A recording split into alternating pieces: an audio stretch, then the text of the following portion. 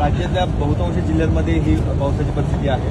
आपल्या विभागाकडनं काय मदत दिली जाते, काय आज सकाळीच आम्ही सगळ्या जिल्ह्यांना 1-1 कोटी रुपये, म्हणजे ज्या ठिकाणी अतिवृष्टी आहे, ज्या ठिकाणी गरज आहे असे 6-7 जिल्हे आहेत. सगळ्या महाराष्ट्रात नाही, आमच्याकडे अजूनही तिकडे विदर्भात, महाराष्ट्रात, उत्तर महाराष्ट्रामध्ये अजून एवढा पाऊस नाही, खानदेशमध्ये, धुळे, नंदुरबार, जळगाव पाऊस नाही. पण ज्या जिल्ह्यामध्ये आवश्यकता आहे, ज्या ठिकाणी गरज आहे, त्या ठिकाणी आम्ही तो सकाळी 1-1 कोटी रुपये आमच्या खात्यामार्फत त्या सगळ्या जिल्हाधिकाऱ्यांकडे वर्ग केलेले आहेत. त्यातून कोणाला हलवलं असेल, मग त्याची जेवणा खाण्याची असेल, राहण्याची व्यवस्था असेल, पिण्याच्या पाण्याची व्यवस्था असेल, ट्रान्सपोर्टेशन असेल, वाहतूक असेल, त्याच्यासाठी लागणारा हा 1-1 कोटी आम्ही सध्या त्यांना खर्च जो लागणारा आहे तो आजच सकाळी मंजूर केलेला आहे, तो पाठवलेला आहे.